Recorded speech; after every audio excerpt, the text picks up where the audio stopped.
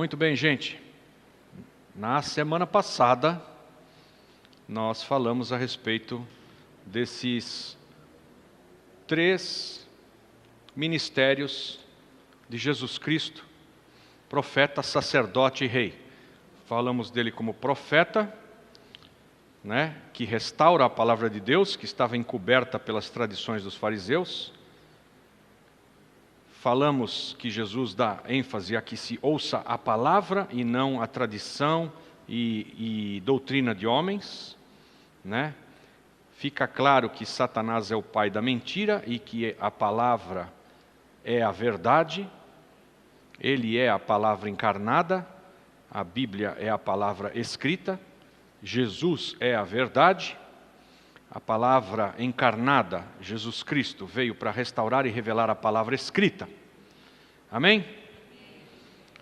É o Espírito Santo que hoje guia cada um de nós que é salvo a toda a verdade. É a igreja do Senhor Jesus que proclama a palavra de Deus ao mundo. E isto só é possível com a direção do Espírito Santo. Também vimos que ele é sacerdote, nos representa diante de Deus e se oferece em sacrifício por nós. Jesus estabelece um sacerdócio eterno. Vimos que ele é homem e é Deus, e nisso ele pode oferecer um sacrifício eterno. Vimos que os salvos em Cristo formam um reino sacerdotal, diferente do Velho Testamento, onde se tinha a figura do rei e a figura do sacerdote, do profeta. No Novo Testamento nós somos sacerdócio real, reino de sacerdotes. Amém? Fomos chamados para sermos sacerdotais e governamentais ao mesmo tempo, para reinar com ele. Vimos também que agora Jesus, assentado à direita do Pai, ele é mediador, ele é o único mediador entre nós e Deus. Não há outro meio, não há outro nome, outro mediador entre nós e Deus a não ser Jesus Cristo, homem. Amém?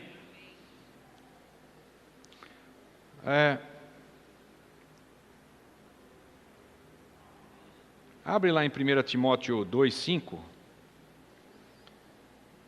1 Timóteo 2,5. Declara a palavra: pois nunca usamos de palavras lisonjeiras, como sabeis. Não. Estou em Tessalonicenses, aleluia. Porque há um só Deus e um só mediador entre Deus e os homens, Cristo Jesus, homem. Eu fiz questão de ler o texto porque ele é mediador, é o único e é homem. Na sua natureza humana, ele é mediador entre todos os homens, como sacerdote e representante dos homens todos. Ele faz essa mediação entre nós e Deus. Não há outro, como nós vimos. E vimos também que ele, por causa da sua natureza humana, por ter sido homem de dores e que sabe o que é padecer, ele pode perfeitamente compreender todos os nossos problemas e provações. O estabelecimento do seu governo na terra inteira ainda está no futuro, no milênio. Vimos que tem 2 dias, os primeiros dias entre Adão e Abraão. Vimos que tem outros 2 dias intermediários entre Abraão e a vinda de Jesus. Vimos que tem os últimos dias, 2 dias entre Jesus e a segunda vinda de Jesus, segunda vinda de Cristo. A primeira ele vem como cordeiro, na segunda ele vem como leão.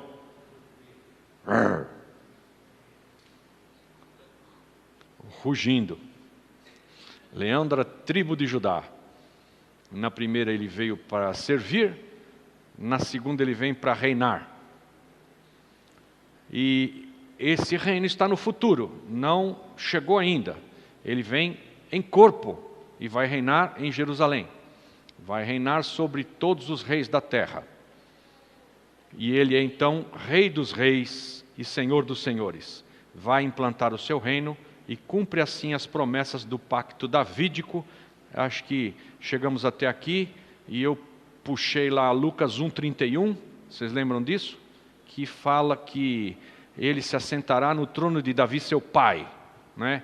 Deus lhe dará um trono, Deus lhe dará um reino e o seu reino não terá fim. E ele se assentará no trono de Davi, seu pai.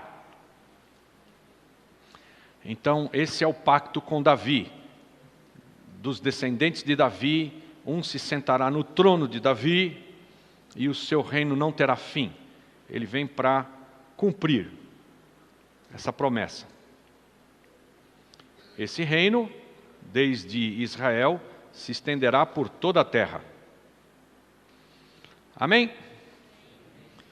Aí, depois da gente ver todo esse script de Jesus, o nosso próximo item novo é conclusão da época da lei. Por que eu digo conclusão da época da lei em pleno Novo Testamento? Já não começamos o Novo Testamento? A Bíblia não assevera que a lei terminou no Velho Testamento? Hã? Sim ou não? Não. Não, eu queria que vocês falassem sim. Eu suscitei o sim, mas é não. Porque Jesus, ele está vivo e está cumprindo a lei. Continua lá a lei. E poderíamos chamar de Novo Testamento desde o começo da igreja. Mas a gente não chama de Novo Testamento desde o começo da igreja. Nós vamos ver aqui, já, vai chegar aqui, ó, introdução ao estudo da igreja. Estão vendo lá? Então, mas conclusão da época da lei é um momento em que ainda Cristo está na terra e Ele está cumprindo a lei. Ele já está estabelecendo uma nova aliança.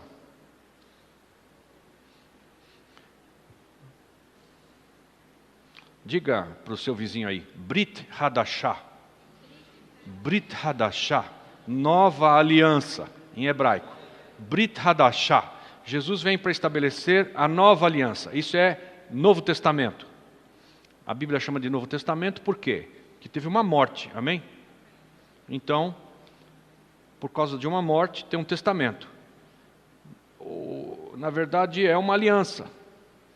E Jesus vem estabelecer essa aliança nova, e enquanto Ele está aqui, Ele já está lançando os fundamentos da nova aliança, mas Ele está cumprindo a lei.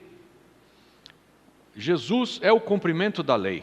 A lei termina em Cristo. Ele cumpriu.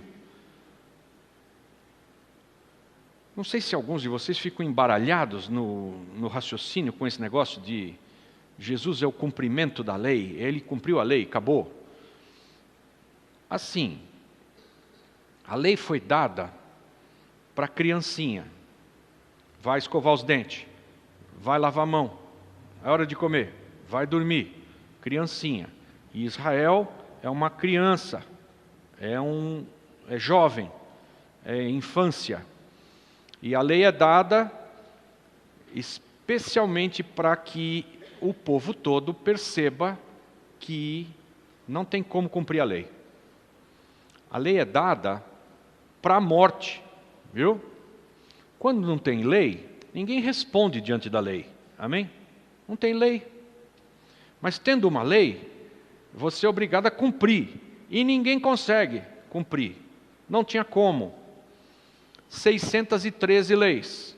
Foi dada para deixar claro para a criançada que Deus é perfeito e santíssimo.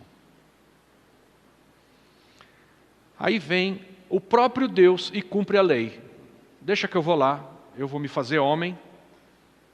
Vocês lembram que eu dei a última vez um exemplo do formigueiro, das formiguinhas? Que elas vão, está pegando fogo no formigueiro, e como é que você fala para a formiga? Não volta lá para o formigueiro, porque está pegando fogo na tua casa. Como é que faz para falar na orelha da formiguinha? Você tem que virar formiga, né? Foi isso que Deus fez. A diferença de nós para uma formiga é a diferença de Deus para nós. Ele se fez homem e veio aqui e falou: vocês estão indo para o fogo. Casa indo para o caminho que vocês estão indo, vai para o inferno, para o lago de fogo. E não é para ir para lá. Ele se fez homem, desceu da sua glória e se fez como nós, né? Mas ele chega aqui e cumpre toda aquela lei que tinha sido dada para que ficasse evidente que o homem por si só não consegue. Ele depende de Deus. Nós não somos independentes, nós somos seres dependentes. Em 2022, nós vamos fazer um grande evento nacional como Conselho Apostólico, declarando que o Brasil, nos seus 200 anos de proclamação de independência, 2022, 200 anos da proclamação de independência, vai agora proclamar sua dependência. É jubileu no Brasil, é o 4º jubileu. Nós preferimos chamar de 4º jubileu do que aniversário de 200 anos. Então, cada jubileu tem os seus 50 anos, nós vamos completar o 4º jubileu de história e nesse dia, nacionalmente, vamos fazer grandes atos declarando que o Brasil depende de Deus. Não é independência ou morte. Não é. É dependência de Deus e vida. Aleluia. Jesus vem, cumpre a lei e nós não precisamos mais cumprir a lei. Eu não sei quantos de vocês têm a noção do que seria para nós cumprir a lei. Porque você não tem a mínima ideia do que é cumprir a lei. Você é obrigado a lavar-se para ser santificado, você se torna imundo, você não pode tocar num morto, um negócio louco. Você tem que andar com a palavra de Deus escrita na tua testa e na tua mão, com uma caixinha. É uma loucura. Cumprir tudo aquilo que está escrito lá, ao pé da letra do que está escrito ali, a letra, aquilo lá que está escrito mata. A letra mata. Mas o Espírito vivifica. E Jesus vem para cumprir tudo aquilo e dizer: vocês não iam conseguir, então eu fiz no lugar de vocês, está cumprida a lei. Para nós, muitas vezes dúvida de que aspectos a gente tem que continuar observando da lei e que outros aspectos a gente não tem mais que observar da lei. Por exemplo, honrar pai e mãe é o 4º mandamento. É lei. Vamos continuar ou chega? Já deu de honrar pai e mãe.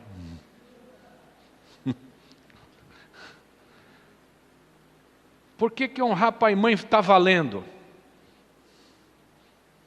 Porque existem aspectos da lei que são rituais e aspectos da lei que são princípios, valores eternos, que não passam.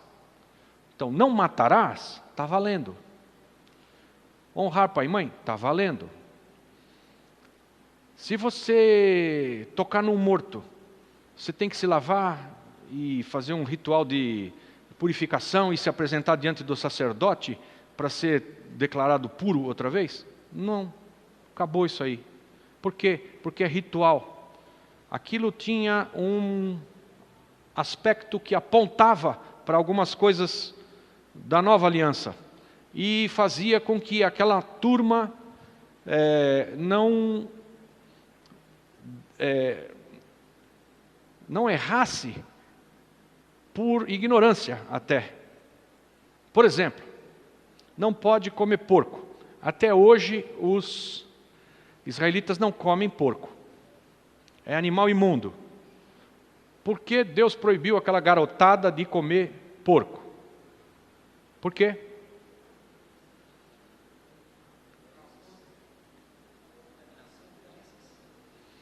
Sim, o porco, ele é um animal porco. Amém?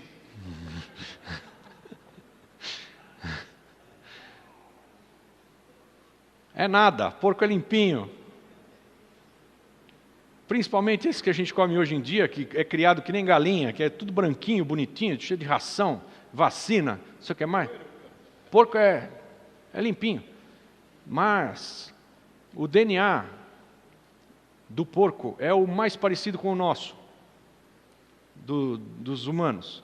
Quando você nasce com um problema de pele, eles pegam um pedaço de porco e colocam em você, você fica com uma marca, com uma pele de porco, que é um enxerto. Às vezes tem que ser feito um enxerto, faz com pele de porco. Por quê? Não dá rejeição. Por quê? Porque o DNA deles é muito parecido com o nosso. Faz assim para o teu vizinho, ó.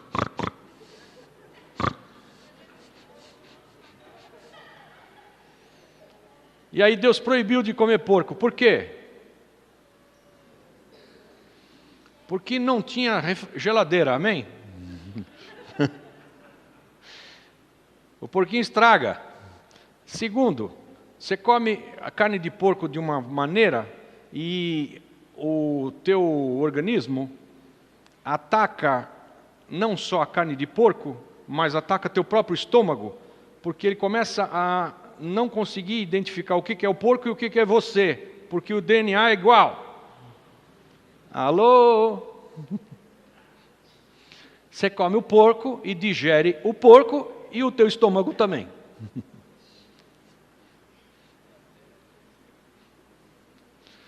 Como chama isso de você se auto-atacar? É uma doença autoimune. Você se auto-ataca, achando que aquilo lá é o porco, mas não é, é você.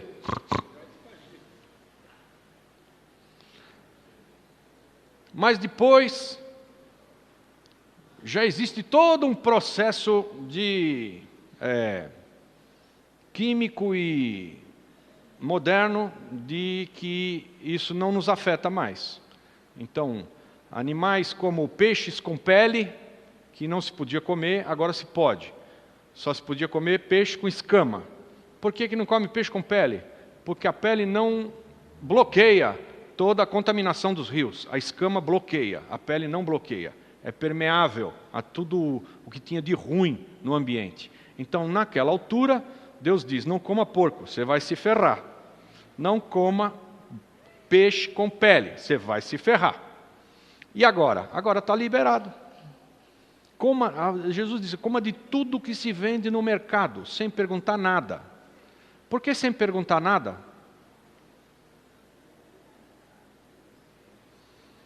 Porque se você está na Tailândia e tem lá um espetinho de... qualquer tranqueira, grilo, vai, grilo é legal, grilo é bom. Você vai lá e come o espetinho de grilo e acabou, vai embora e tchau. Agora, se o cara disser para você, olha, pode comer esse espetinho de grilo aqui, porque nós dedicamos ele aqui no templo de Baal, sei lá qual. Pronto. Não pode. Não pode porque você sabendo que aquilo foi consagrado a um ídolo, aquilo então você não pode comer, você está proibido porque foi consagrado a um ídolo? É por isso? Não. Não pode, porque não por causa de você, mas por causa que você agora tem consciência de que aquilo é consagrado a um ídolo, e as pessoas vão te ver comendo aquilo que é consagrado ao ídolo, e elas é que vão ter problema, não você. Você pode comer o que você quiser, e se o cara te disser, foi consagrado no terreiro, não sei o que lá, a galinha, te deram ela de presente sem o pescoço, come aí. Pode comer. Agora, se ela te disser, não, eu consagrei essa galinha no terreiro, não coma. Por causa dela, não por tua causa. Não, você consagrou no terreiro, então eu não como.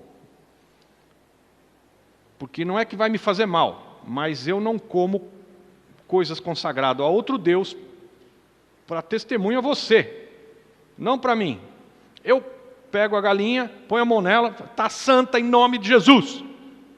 E se você estiver no meio do deserto e aparecer uma galinha lá, que você não sabe se foi do terreiro ou não, coma.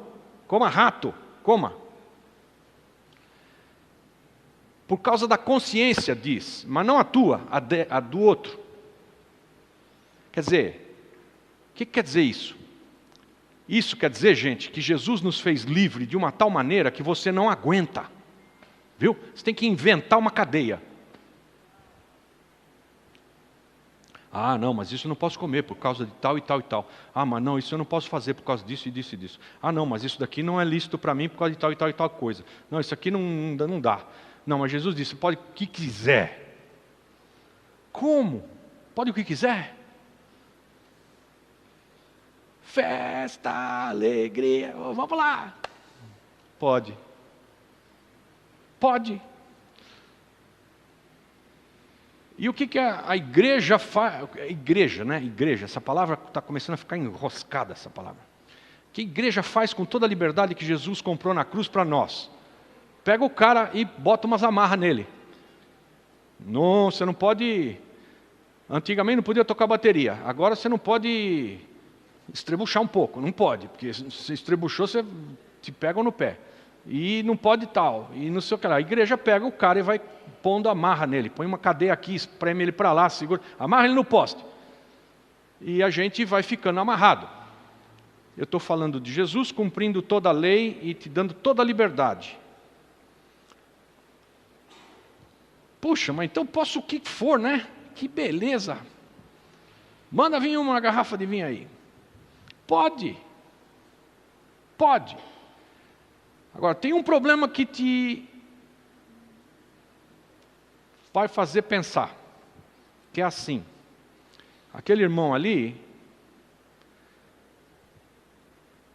se eu vier de mini saia, com o bumbum de fora, no culto, e sentar na primeira fila, para todo mundo me ver pelado, aquele irmão ali vai se escandalizar, ele vai pecar, por conta do meu comportamento. E a Bíblia diz que se você é pedra de tropeço na vida de alguém, se o teu comportamento faz o irmão pecar, arranca teu olho, joga fora, arranca. Bom, aí começou a complicar o assunto, amém? Então, toda a liberdade que nós temos, não deve ser usada de maneira com libertinagem, né, libertina, para fazer o outro pecar. Fez o outro pecar, então não faço. Por amor a ele. Mas eu posso, mas não vou fazer.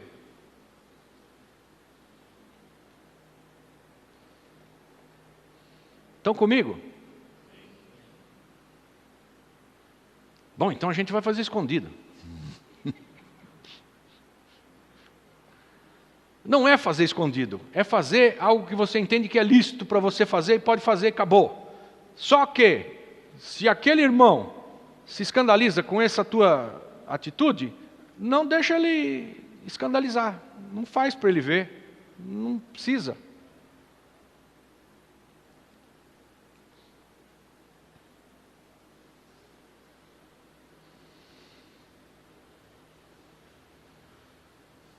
Bem-aventurado o homem que não se condena naquilo que aprova. Alô? Bem-aventurado o homem que não se condena naquilo que aprova. O que quer dizer isso? Quer dizer que você diz no seu coração, tomar um cálice de vinho não tem problema nenhum. Jesus também tomou, mais de um. Ele foi acusado de ser bebedor de vinho, está na Bíblia, desse jeito, né? Glutão e bebedor de vinho, que ele sentava e comia e bebia com os cobradores de impostos, lá na casa do Mateus, do Levi, e na casa do Zaqueu, os dois amigos.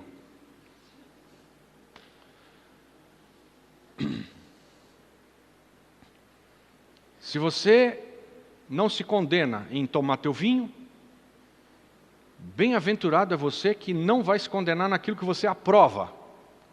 O que você não pode fazer vou tomar.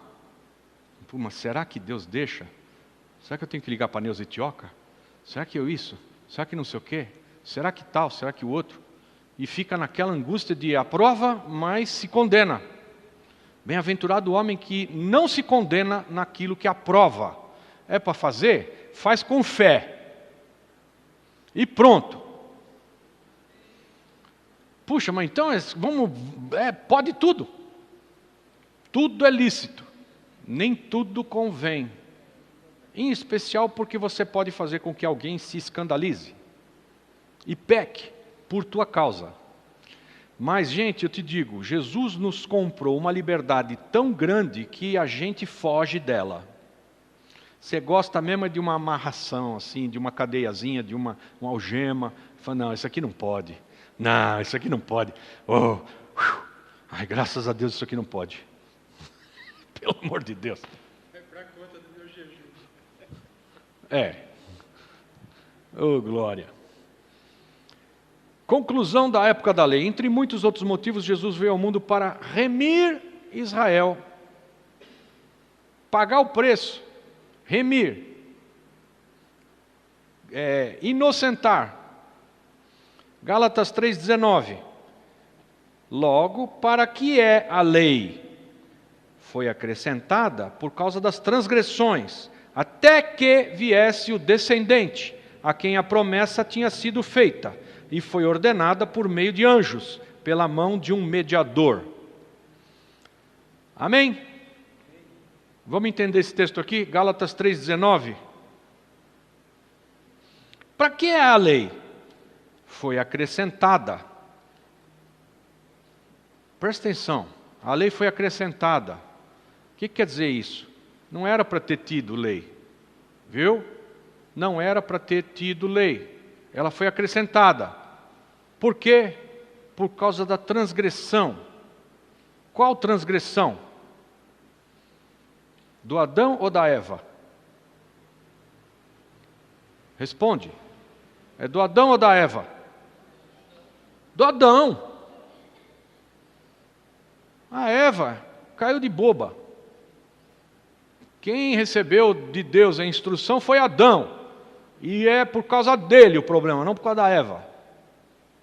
O pecado passa na raça humana de geração em geração pela semente do homem. Quem transgrediu foi Adão. Se Adão visse a bobagem que a mulher fez e fala, Senhor, olha a bobagem que essa mulher fez. Ele pegava, cortava o pescoço daquela lá e fazia outra. Pronto. Mas ele não. Eu vou ficar sem a mulher, Deus vai cortar o pescoço dela. Pegou e fez igual. É melhor fazer igual e ficar com a mulher, do que Deus cortar o pescoço dela. E ele foi e fez igual, e ele é que teve problema. Essa é a transgressão. A lei foi dada por causa da transgressão, até que viesse o descendente a quem a promessa tinha sido feita. Quem é o descendente? Lembram que lá no Gênesis a gente leu, porém inimizade entre tu e a mulher, entre o seu descendente da mulher e a tua descendência. Está falando com a serpente. A serpente tem uma descendência, mas Deus diz que ele poria inimizade entre a descendência, todos os filhos do diabo, e o seu descendente, o descendente da mulher. Então, até que viesse o descendente, a quem tinha sido feita a promessa. Veio o filho da mulher. Quem é a mulher?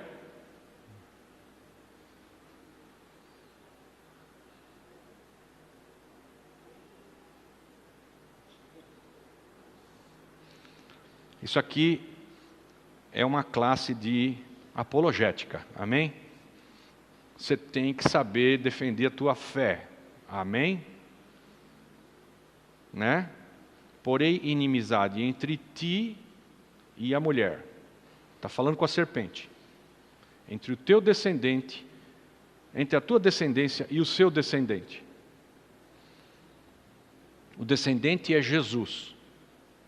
Quem é a mulher? Israel, aleluia. Quem falou? Deus te abençoe. Israel é a mulher. Jesus vem de Israel. A palavra, todo tempo que vai se referir a Israel, fala da mulher. E quando se refere a Jerusalém, fala da figueira. A figueira, Jerusalém. A mulher, Israel. A mulher vai produzir um descendente. O descendente da mulher é Jesus. Mas não é a Maria? É a Maria. Mas a Maria é judia. E ela tem uma descendência muito bem esclarecida na palavra, porque tinha que ter. Ela não é qualquer uma, ela tinha que ser da descendência de Davi, virgem, todo um esquema. E aí, ela é israelita.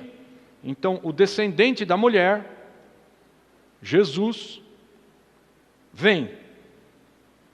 E aí a palavra declara assim: foi acrescentada a lei por causa das transgressões, até que viesse o descendente a quem a promessa tinha sido feita, Jesus. E foi ordenada por meio de anjos, pela mão de um mediador. Amém? Foi ordenada por anjos, pela mão de um mediador. Quem é o mediador? Moisés. Porque a lei, ele está falando da lei, foi ordenada por meio de anjos, através de um mediador.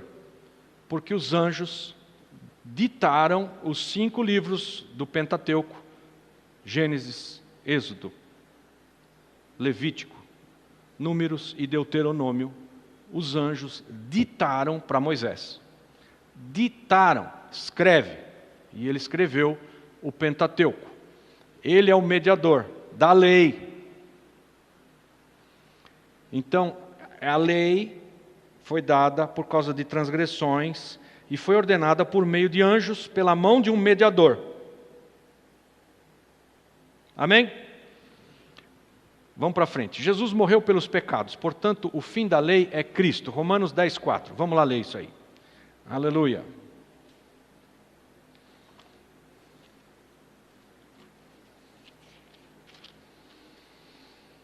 Pois Cristo é o fim da lei para justificar a todos aquele que crê. Continuando aqui, porque Moisés escreve que o homem que pratica a justiça que vem da lei viverá por ela. Moisés é o mediador dado por Deus para que viesse a lei, e Moisés declara que aquele que pratica a lei, vive pela lei. Ou seja, os israelitas continuam se esforçando tremendamente para cumprir toda aquela lei. Mas Jesus cumpriu a lei para nós, e nós não temos que viver pela lei, nós temos que viver em Cristo. Puxa, é muito mais fácil. Não é. É que a gente vive em Cristo nas horas vagas, e num outro monte de horas a gente não vive em Cristo. Viver em Cristo é um alto preço a se pagar, fortíssimo, poderoso. Viver pela lei é mais prático. Dá o dízimo de tudo que você puser no bolso. Ok, pega, você já sabe como é que é, está aqui, pronto, acabou, cumpri a lei. E todo o resto da lei é assim. Ela é meio olho por olho, dente por dente, A lei é assim. Isso aqui, tal coisa. Fez tal coisa, se apresenta ao sacerdote, dá 7 mergulhos na água, toma um banho, vai lá, ritual, acabou, cumpriu, está feito. Lei é assim. Seguir e viver em Cristo, como é que é? É uma aventura, gente. Você vem aqui sem preparar nada e fala: Jesus, o que tem para fazer hoje? E você tem que escutar o que Ele tem para te falar, te guiar e fazer o que Ele manda.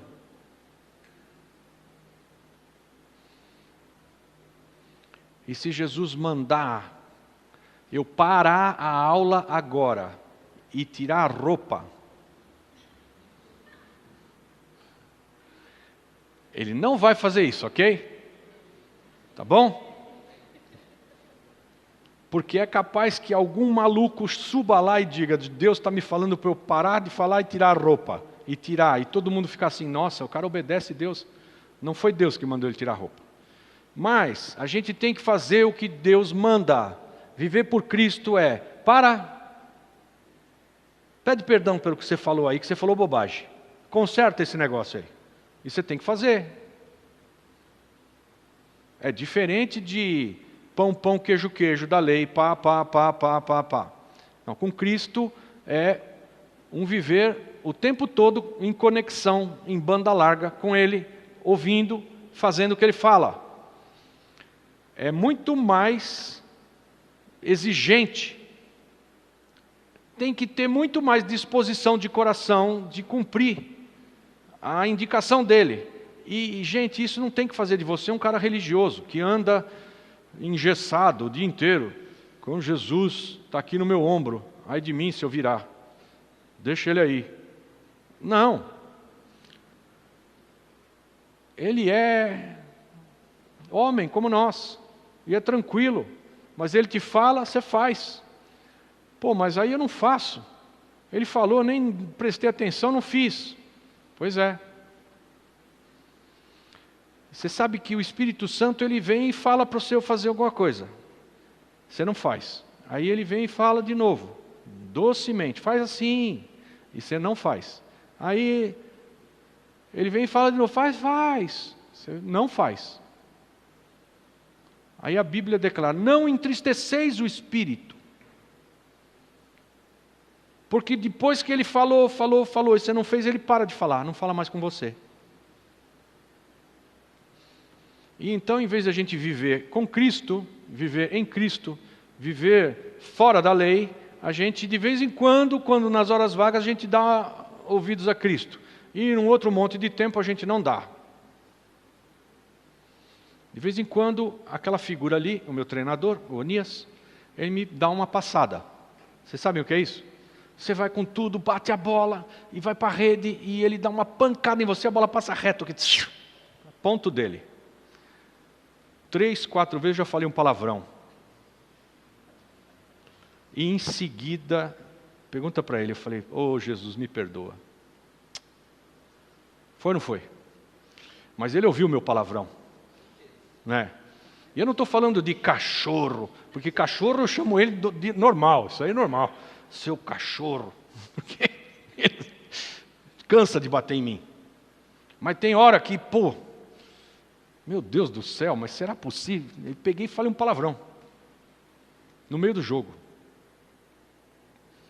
Eu volto envergonhado, falo, Jesus, me perdoa. Não falo mais palavrão, eu falava muito, agora não falo mais. Amém. Por que eu faço isso? Porque se o Espírito Santo te der aquela corada, teu estômago esfriar, e você dá aquela corada, e você não toma atitude nenhuma, ele faz uma vez, faz outra vez, faz outra. Daqui a pouco você está falando palavrão que o Espírito já não te cora e nem te congela o estômago e está tudo certo. E então você já não está mais andando em Cristo. Mas você precisaria então cumprir a lei, coisa que você não vai conseguir. E andar em Cristo, menos ainda. Então o que a gente tem que fazer? Nós temos que praticar a respiração espiritual. E não vos embriagueis com vinho, mas enchei-vos do Espírito. Então você solta o ar, confessa tua transgressão, põe para fora e se enche do Espírito. Inspira.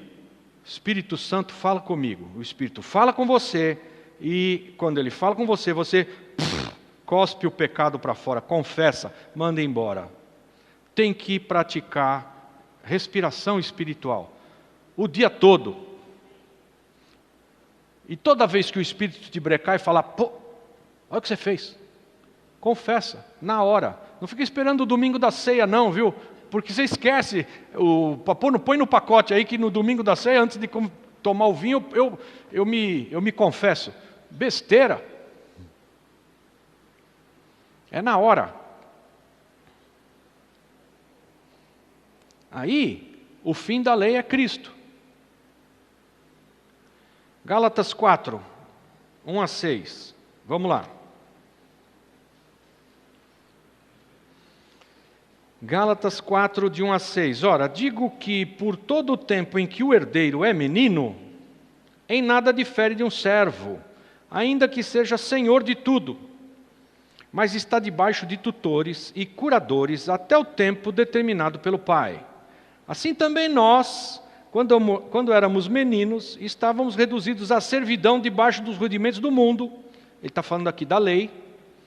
Mas vindo a plenitude dos tempos, Deus enviou seu Filho, nascido de mulher, nascido debaixo da lei, para resgatar os que estavam debaixo da lei, a fim de recebermos a adoção de huios.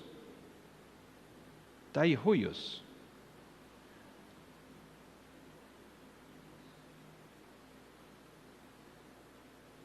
Cadê o huios? Ah, está aqui, ó. Ali, ó, lá no meio da página.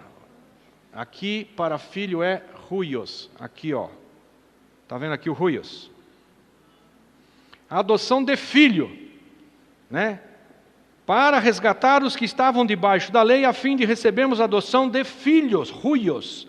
E, porque sois huios, filhos, Deus enviou aos nossos corações o Espírito do seu Filho, que clama, Abba, Pai. Vamos entender isso aqui. Israel está todo o tempo debaixo da lei. Não é herdeiro, é filho, criança. Não pode ser herdeiro, não tem maturidade para administrar a herança. Não pode pôr a mão na grana.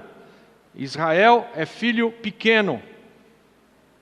Israel anda com um aio, anda com um tutor.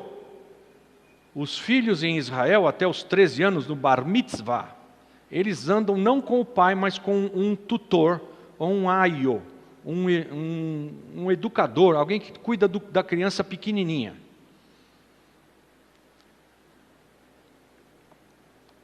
Todo o tempo em que o herdeiro é menino, entenda bem isso, ele tem direito à herança, ele tem direito, mas não põe a mão na herança, ok? Está entendido isso? Tem direito à herança porque ele é herdeiro, mas é menino pequeno, não põe a mão, só tem direito. Em nada difere de um servo, claro, porque o servo também não põe a mão na grana. E o menino anda com o tutor e não com o pai. E o servo obedece às ordens do pai, mas porque o pai falou com o mordomo e o mordomo falou com o servo. Não é diferente do menino pequeno, ainda que seja o menino senhor de tudo. Mas está debaixo de tutores e curadores até o tempo determinado pelo pai. Assim também nós, quando éramos meninos, estávamos reduzidos à servidão debaixo dos rudimentos do mundo, mas vindo à plenitude dos tempos, Deus enviou seu Filho, nascido de mulher, nascido debaixo da lei, para resgatar os que estavam debaixo da lei, a fim de recebermos a adoção de filho maduro, huios, filho herdeiro, filho crescido, filho já grande. É depois do Bar Mitzvah, 13 anos. Estão comigo? Já não é mais filho pequenininho que não tem mais direito à herança. Agora tem. Nós temos. Veio o Senhor Jesus, e em vez de nós estarmos ainda debaixo de lei, agora nós estamos como filhos grandes, herdeiros. Olha a responsabilidade que você tem na mão. Antes, se aprontava todas. Crianção, não está nem aí, quer nem saber. E apanha. E eu não sei se algum de vocês aqui que é pai, bateu num filho e o filho falou para você, não doeu.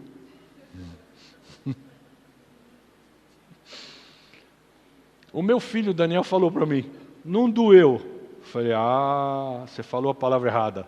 Tirei a cinta. Falei, não doeu? Vamos ver. Aí quando fica escrito aqui assim,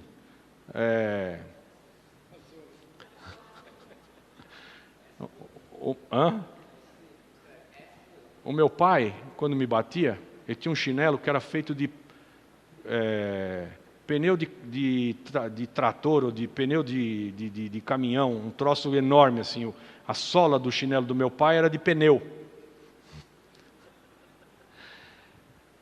E ele me balançava para lá, e quando eu voltava de lá para cá, ele dava no contrapé. Brrr. Ficava escrito assim, Pirelli, aqui atrás. Em alto relevo.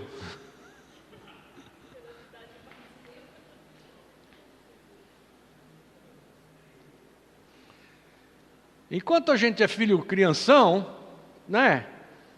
toca bagunça, não está nem aí.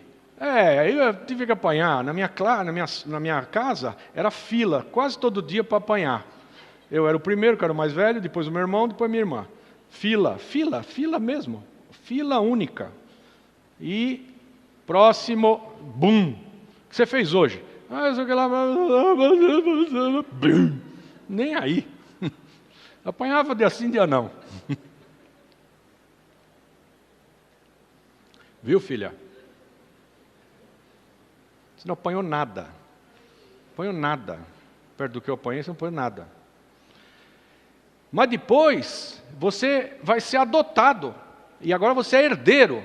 Então agora veja só a responsabilidade que está sendo posta na tua mão. Vem cá, que você vai me ajudar. Você é meu filho herdeiro. Então aqui, ó, vamos fazer isso. E você vai administrar a herança.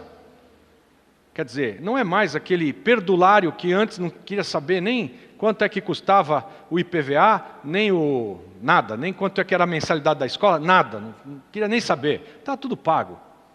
Estava nem aí com nada. Crianção, não quer nem saber se aqui a moeda é uma e lá a moeda é outra.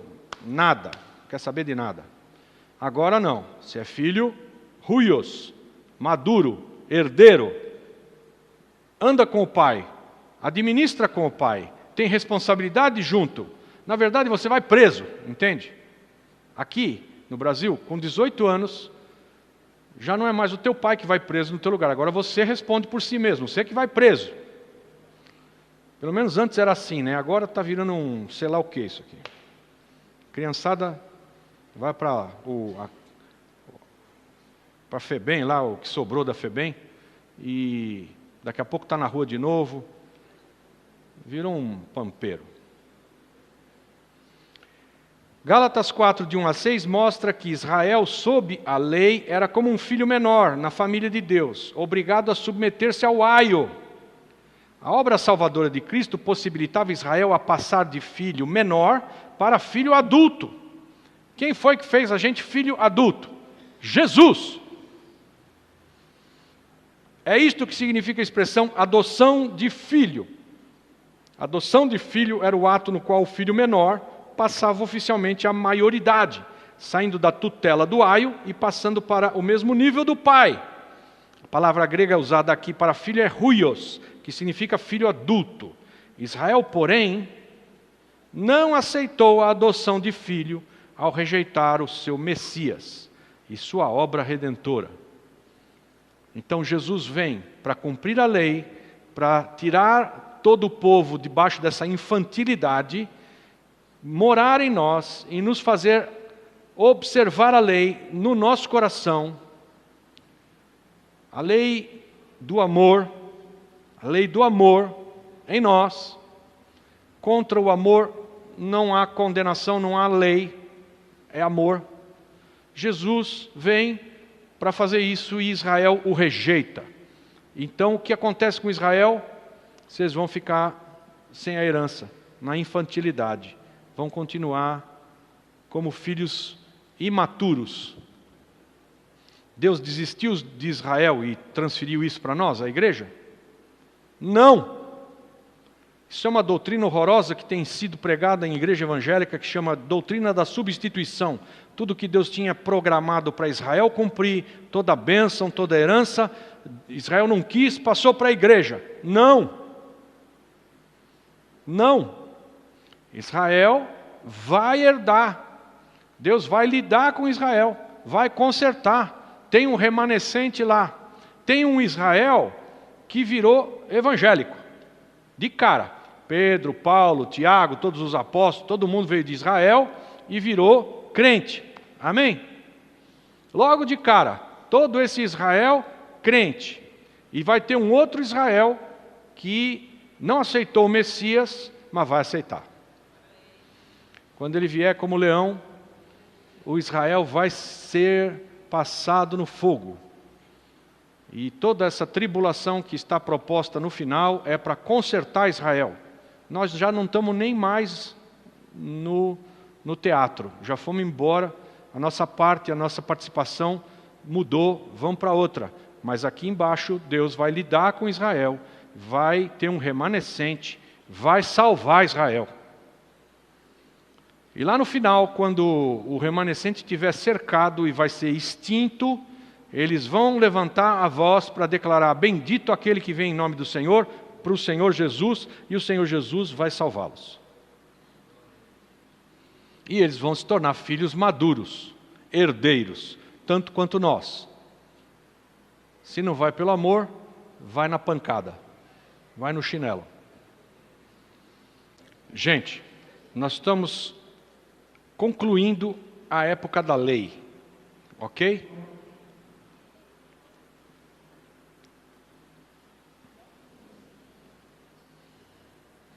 Quando foi que terminou a lei? Acabou, pronto, hoje. Qual dia? Está consumado. Foi o dia que Jesus morreu na cruz e está consumado, está pago. O que tinha que se exigir, o escrito de dívida que pesava contra nós, por causa da lei, porque a lei tinha sido dada, e o povo não cumpria a lei. E então, existia um escrito de dívida de cada ser humano diante de Deus, dizendo: o cara não fez isso, não conseguiu aquilo, não observou aquilo. Tinha um escrito de dívida de cada um, porque tinha uma lei a ser cumprida, e ninguém cumpria. A palavra declara que na cruz, Jesus rasgou o escrito de dívida que existia contra nós. Amém? Acabou ali a lei. Nós estamos nesse interlúdio entre terminar na cruz a época da lei e agora começar a época da graça, a época da igreja, que era um mistério escondido. Ninguém sabia que Deus ia inventar um negócio chamado igreja, o reino, a nova aliança, um parêntese na história de Deus com o seu povo Israel, para alcançar outros povos, os gentios. Ninguém sabia, isso era um mistério. A Bíblia chama isso aí de mistério. A época da graça, de Jesus ter morrido na cruz, e os judeus ficarem chateadíssimos, porque os judeus achavam que Jesus vinha e ia exterminar com o Império Romano e ia implantar o reino dele, do Messias. Mas ele não veio, ele veio, mas os seus não o receberam. Então, esse reino que Jesus veio implantar foi adiado. E esse adiado era um mistério, ninguém sabia que isso ia acontecer. Quando Jesus morre na cruz, termina a lei, todo mundo ficou chateado, disse: pô, perdeu. Ele perdeu. Até a Gaviões da Fiel, né? Bate nele, perdeu, anuncia. Na verdade, Jesus ganhou. Jesus foi vitorioso, triunfou sobre principados e potestade, expôs eles à desonra. A palavra é ignomínia. Diga para o seu vizinho: ignomínia, diga para ele. Postipilanga, diga postipilanga. É mais fácil que ignomínia. Ignomínia. Expôs os principados e potestades à desonra, ignomínia, à desonra. Triunfou. Mas Israel olhou aquilo e falou: puxa, que pena. Fez tanto milagre. Cara bom. E morre. Cadê o reino? E aí ele vai dar lugar a um mistério que estava escondido em Deus. O mistério somos nós.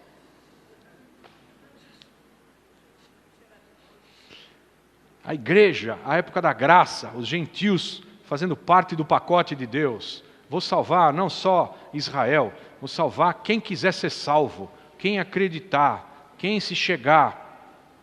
Isso estava escondido não era proclamado, né? Não existia, era mistério. O juízo sobre esta época, Israel como nação foi colocada de lado para disciplina. O juízo propriamente dito virá na tribulação, quando a nação será purificada e restaurada para receber o reino do Messias. Foi como eu falei para vocês. Eles vão declarar, Baruch haba Bashem Adonai, bendito que vem em nome do Senhor. Mas eles só vão declarar isso, e eles deviam ter declarado isso há 2000 anos. Mas não declararam. E o reino é adiado. E Jesus vai cumprir outros 2 dias, de Jesus a Jesus de novo, que é por causa de nós. Se Israel tivesse recebido Jesus como seu Messias, nós estávamos fritos. Não ia ter nós. Mas Deus endureceu e escureceu os olhos, colocou escama nos olhos dos judeus e no coração, e eles não creram, não receberam o rei. E então Jesus cumpre a lei e adia a implantação do seu reino por mais 2000 anos, 2 dias. Nesses últimos dias derramarei do meu espírito sobre toda a carne, vossos filhos e filhas profetizarão, vossos servos e servas profetizarão. Nos últimos dias, que últimos dias? Os 2 dias finais de Jesus, até Jesus de novo. Esse é um mistério que estava escondido em Deus, que agora vai ser revelado, que é igreja, época da graça. É o que nós vivemos. Acompanharam isso? Quer fazer pergunta? Você com a caneta para cima, que está com ela na boca. Quer fazer pergunta? Não? Ok, pá. Opa. Isaías 60, 9 a 21. Vamos ler isso aí. Vamos ver na palavra. 60.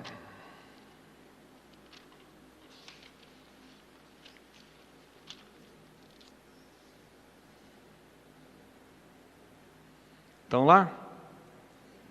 Certamente as ilhas me aguardarão,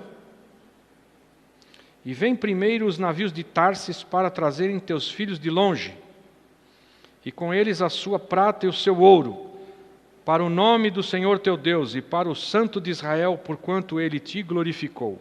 E estrangeiros edificarão os teus muros. Ele está falando de uma Jerusalém, que vai ser reedificada. E os seus reis te servirão, porque na minha ira te feri, mas na minha benignidade tive misericórdia de ti.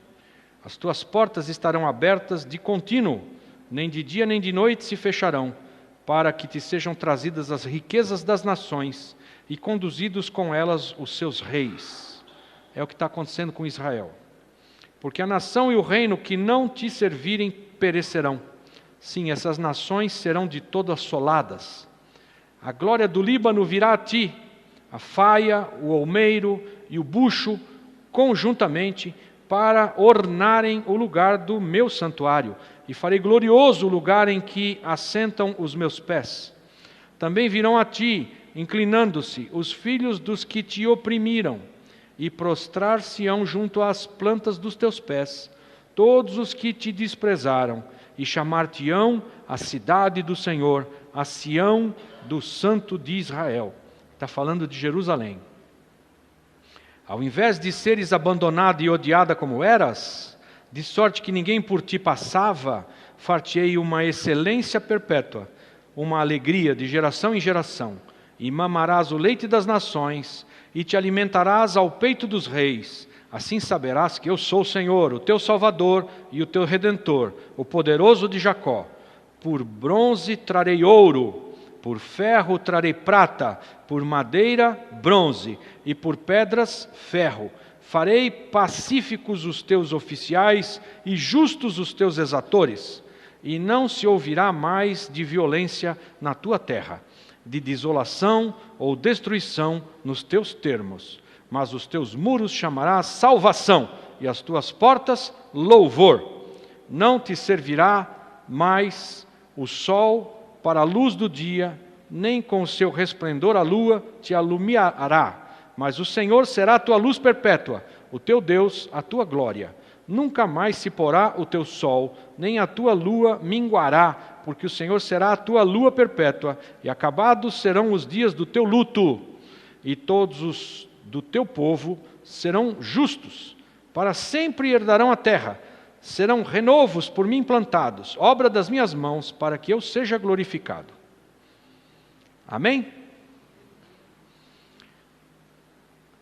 Quer dizer, vai haver uma restauração com Israel. Vai haver um juízo. Jesus trará uma tribulação, mas Israel não está esquecido e a história agora passou para a igreja. Não. Existe um Israel de Deus na igreja, viu? E existem os cristãos em Israel, os messiânicos, que são um povo só, todos os que creram em Cristo, dentro de Israel e fora. Existe esse povo. E os outros que não creram, o Israel, que não é o chamado Israel de Deus, é pecador, vai ser consertado, vai passar por tribulação e vai herdar tudo isso que nós lemos aqui, no milênio, no reinado de Jesus. Próxima página de Isaías, aí 62, de 1 a 4. Por amor de Sião não me calarei, e por amor de Jerusalém não descansarei, até que saia a sua justiça como um resplendor, e a sua salvação como uma tocha acesa. E as nações verão a tua justiça, e todos os reis a tua glória, e chamar-te-ão por um nome novo, que a boca do Senhor designará. Também serás uma coroa de adorno na mão do Senhor e um diadema real na mão do teu Deus.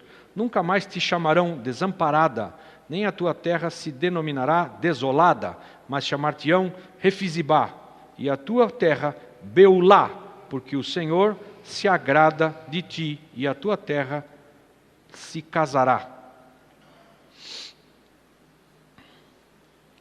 Esse é uma menção como de noiva, porque a Nova Jerusalém, a Bíblia declara que desce do céu ataviada como noiva e vai se casar com Jesus, o seu noivo, e o rei vai reinar nela. Então, há essa expectação de que depois de uma tribulação e depois Deus lidar com Israel, Israel também vai ser promovido da infância para a sua maturidade.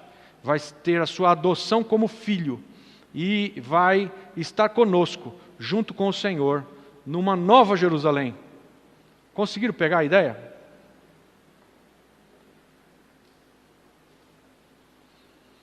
Muito bem, gente. Então, nós terminamos esse tempo que foi chamado de época da lei.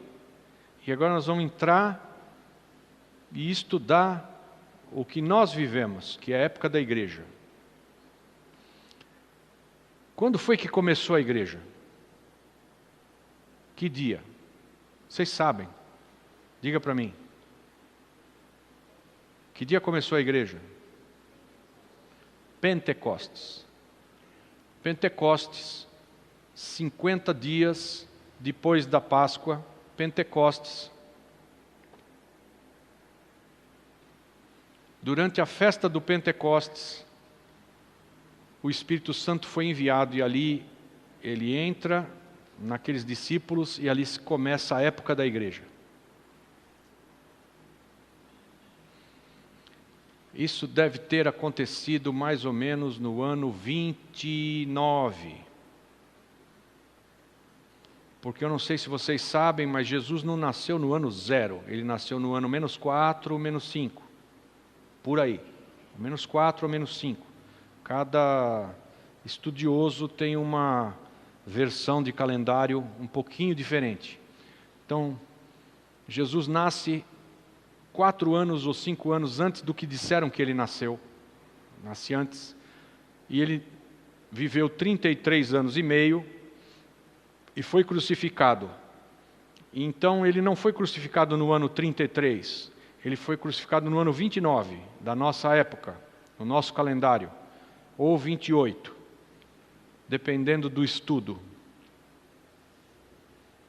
Nesse ano, 28 ou 29, no Pentecoste, o Espírito Santo é enviado. Jesus morre na cruz, ressuscita, vai ao Pai e envia o Consolador, o Espírito Santo da verdade, para nos guiar em toda a verdade. Ele inaugura a igreja. Quem morreu antes disso é chamado de Santo do Velho Testamento. Antes do dia do Pentecoste, do ano que Jesus foi crucificado. Provavelmente 29 da nossa época, lá pelo ano 29. Naquele ano que Jesus foi crucificado, no dia do Pentecoste, depois que ele foi crucificado, ele enviou o Espírito Santo. E ali começa, naquele momento em que desce o Espírito Santo, começa a igreja, eclésia, assembleia. Assembleia dos chamados para promulgar o reino. Isso é a igreja, eclésia, assembleia dos chamados para promulgar o reino.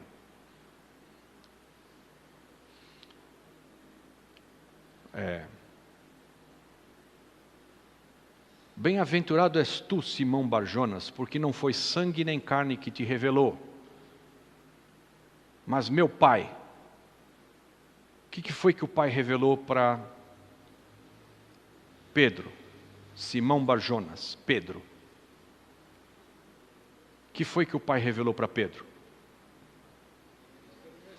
Tu és o Cristo, o Filho do Deus vivo. Né? E Jesus responde para ele: bem-aventurado és tu, Simão Barjonas, porque não foi sangue nem carne que te revelou, mas meu Pai que está no céu.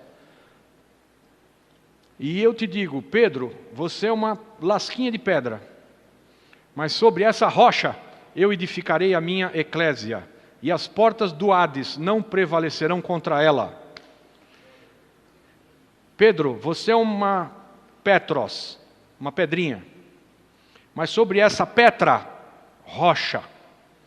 Que rocha? Tu és o Cristo, o Filho do Deus vivo. E Jesus é a rocha. Ele é a pedra de esquina, diz a palavra. A pedra que os construtores rejeitaram. Ele é a pedra.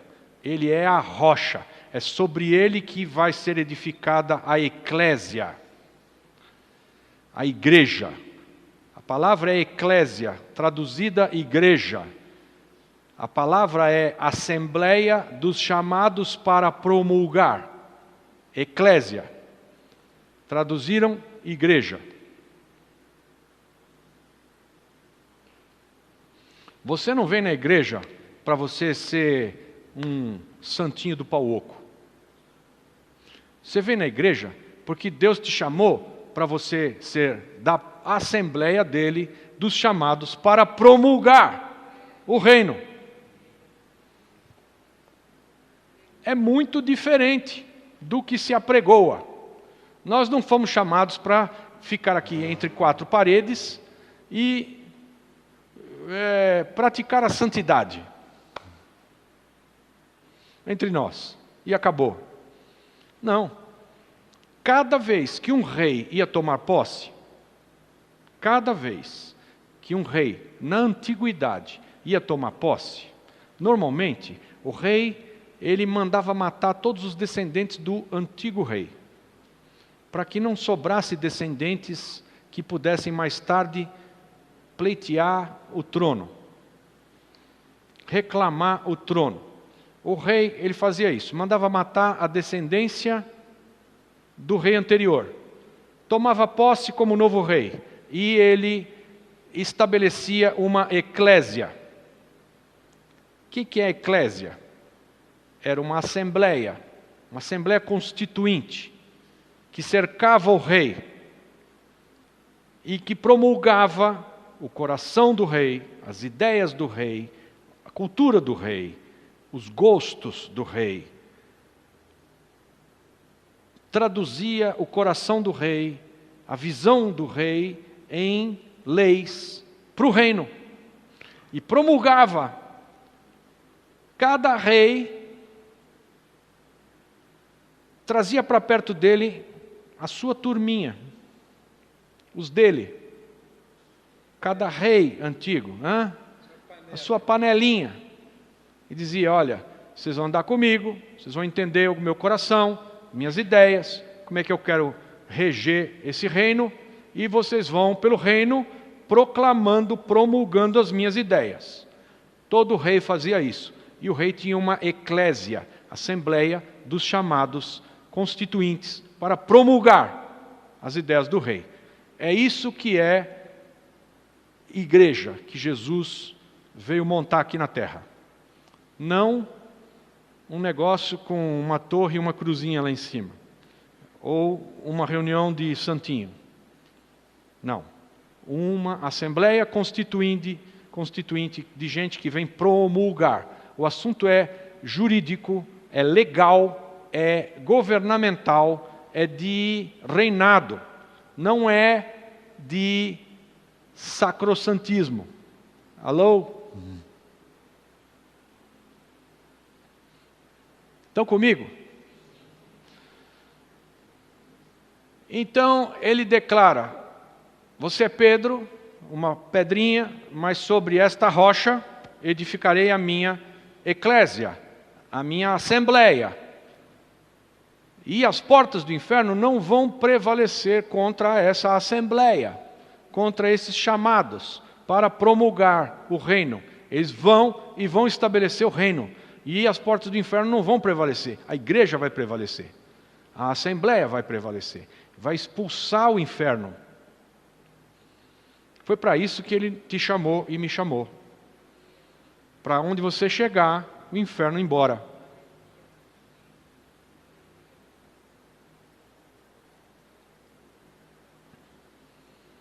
Duas revelações básicas foram dadas ao apóstolo Paulo.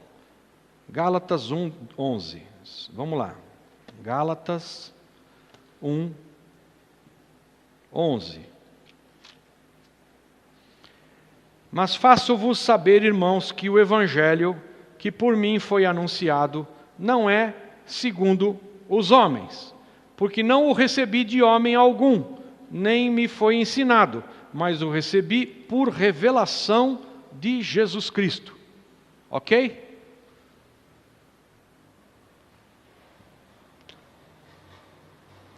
Paulo está declarando que o que ele está anunciando para todo mundo não foi invenção de alguém, de algum homem. Então quem foi que falou para ele? Quem foi? Deus falou com Paulo. Recebi por revelação de Jesus Cristo. Ele recebe de Deus, por revelação de Jesus Cristo. E o que ele recebeu? O Evangelho.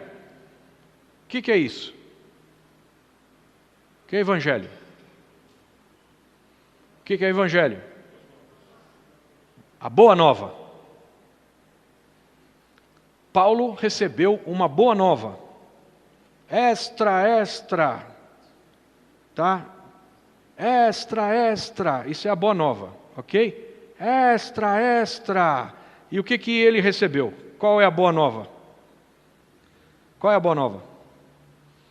É chegado a vós o reino de Deus. Foi isso que ele recebeu. Extra, é chegado o reino de Deus. Isso é Paulo recebendo.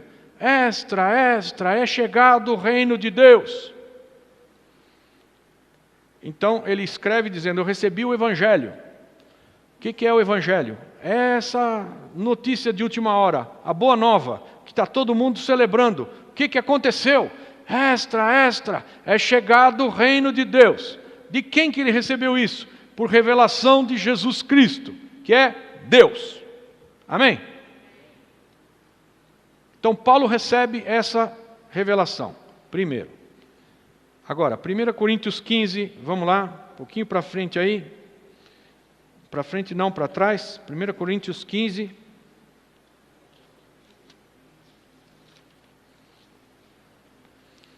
Um a 4.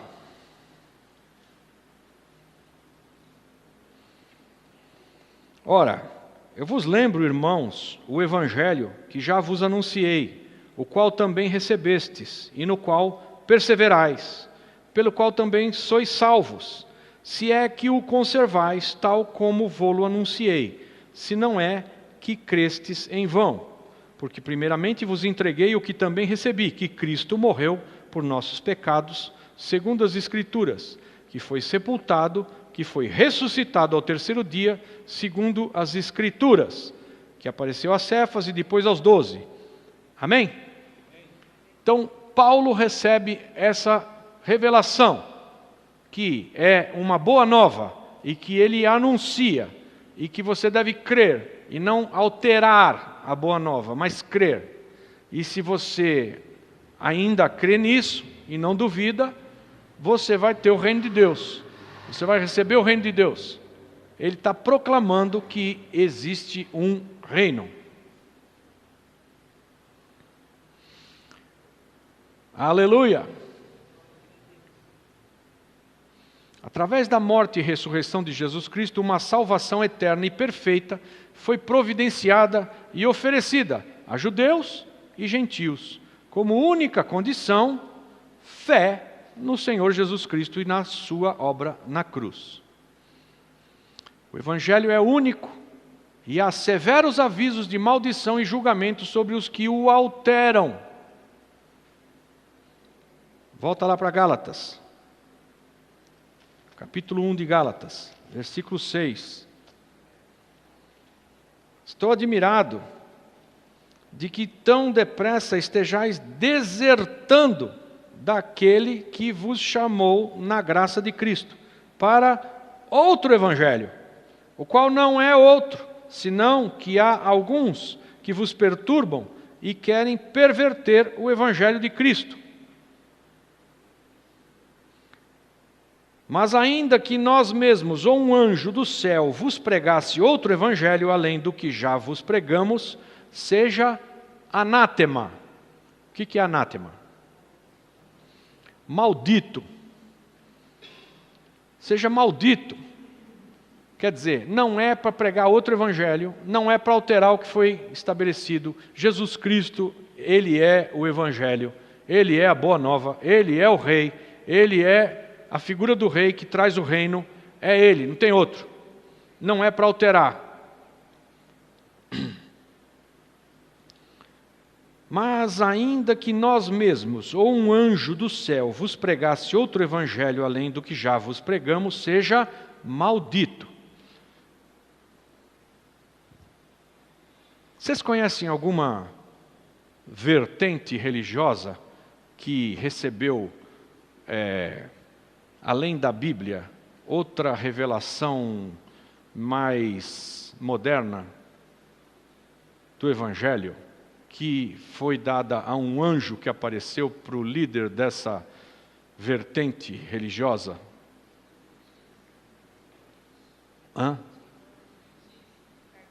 Mormons. Isso. Né? Tem vários líderes que começaram certinho, aí de repente aparece um anjo para ele e diz: olha, eu tenho notícias para você de última hora. Agora, aquilo lá, tem mais isso aqui, e acrescenta. Então, um termômetro para nós sabermos se estamos lidando com uma seita ou com o evangelho verdadeiro do Senhor é, primeiro, ele sempre tem um catecismo, uma cartilha, um livrinho, uma outra revelação complementar a esta. Sempre. Então tem o evangelho segundo não sei quem, ou tem a revelação dado para o Smith, não sei das quantas, que o anjo deu para ele, que complementa tudo, explica as coisas, porque isso aqui está muito mal explicado, né? Então, tem que explicar direito. E o anjo vem e agora traz um outro livrinho explicativo. Isso é seita. Por quê? Porque se alguém, seja nós mesmos ou um anjo, te trouxer outra revelação que não seja esta, é maldito.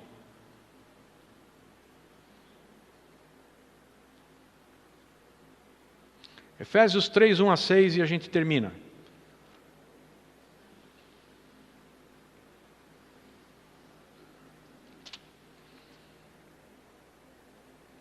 Por esta razão, eu, Paulo, o prisioneiro de Cristo Jesus, por amor de vós, gentios, se é que tendes ouvido a dispensação da graça de Deus, que para convosco me foi dada, como pela revelação me foi manifestado o mistério, conforme acima em poucas palavras vos escrevi, pelo que quando ledes, podeis perceber a minha compreensão do mistério de Cristo, o qual, em outras gerações, não foi manifestado aos filhos dos homens, como se revelou agora no Espírito, aos seus santos apóstolos e profetas.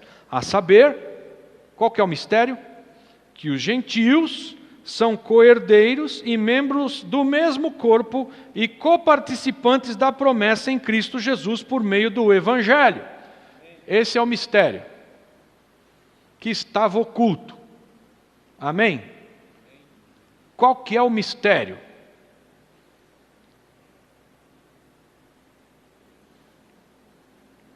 Que os gentios são co-herdeiros e membros do mesmo corpo e coparticipantes da promessa em Cristo Jesus por meio do Evangelho.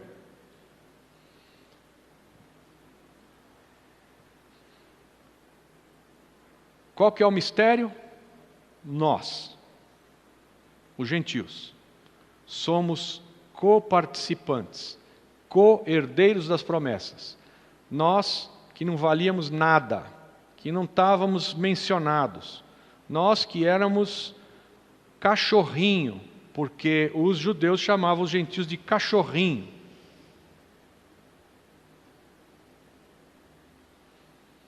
Vocês se lembram que aquela mulher diz, mas até os cachorrinhos comem das migalhas da mesa do seu dono?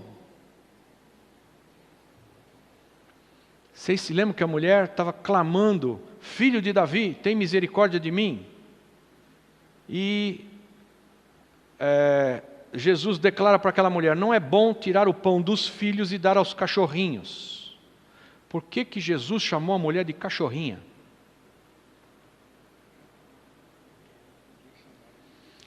Porque ela não podia se aproximar de Jesus e chamá-lo filho de Davi. Porque só quem era filho de Davi podia chamar o outro de filho de Davi. Ela estava tentando se fazer passar por uma judia, que ela não era. Então ela chama Jesus de filho de Davi. E Jesus sacou da mulher. Falou, você está indo do jeito errado. Você nem é brasileira para ficar dando jeitinho.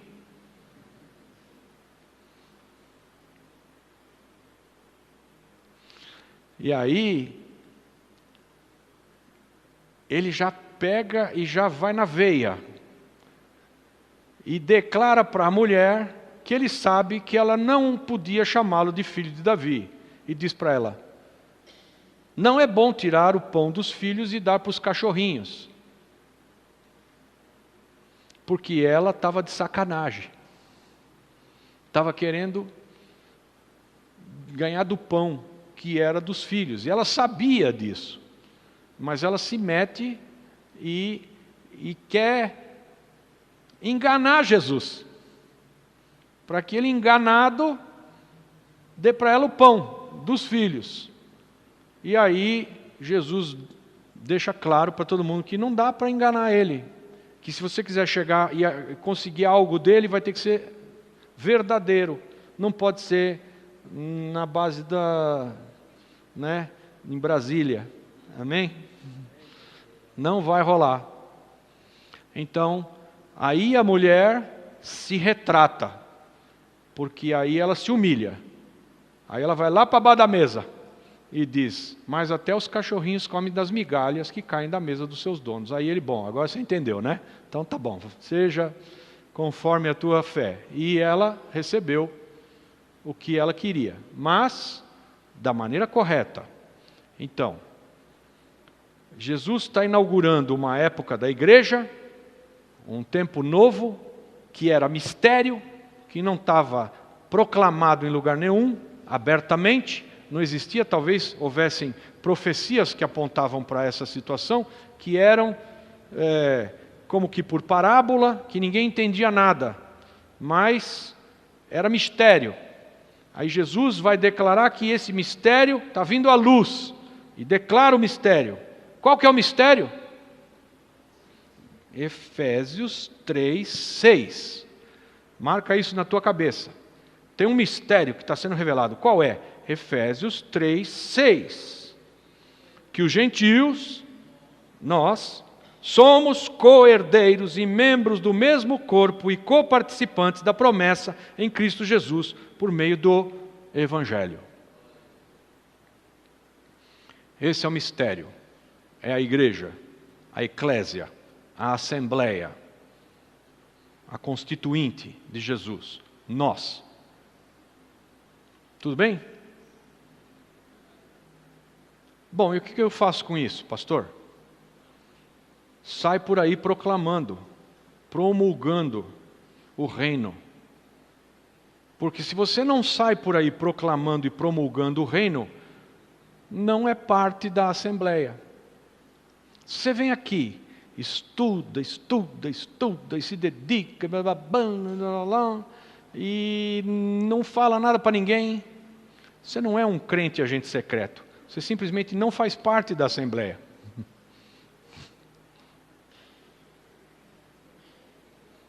Porque Jesus declara que ele chama para si uma eclésia, a sua igreja, uma assembleia constituinte para promulgar, chamados para fora, para promulgar as ideias do rei.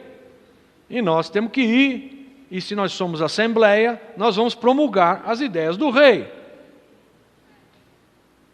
Diga para o teu vizinho, você anda muito calado.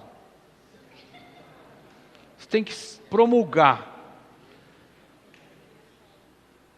Olha, não é para você telefonar para crente, viu? Telefona para incrédulo.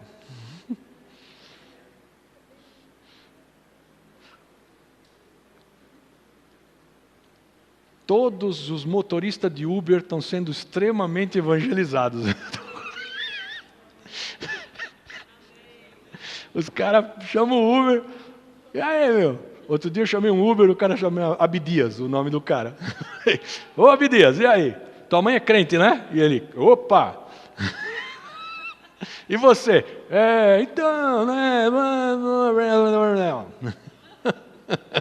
E eu, vamos lá, Abdias, vamos aí. Dei uma maior surra no Abdias. Bem feito. Quem manda dirigir Uber? A Irene, toda vez que ela desce do Uber, ela traz o motorista aqui dentro para tomar um café.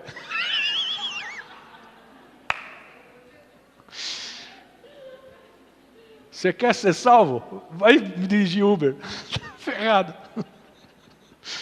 Porque vai arrumar um monte de gente da Assembleia Constituinte dos chamados para promulgar. Né? Pergunta para o teu vizinho, você já falou com algum Uber? Pergunta aí. Você é um banana. Fala para ele, você é um banana, não fala nem com Uber. Por que é bom falar com Uber? Porque o cara não pode fugir, ele está lá dirigindo, não adianta. Você pode falar o que você quiser, que ele vai continuar lá, não vai embora. Amém?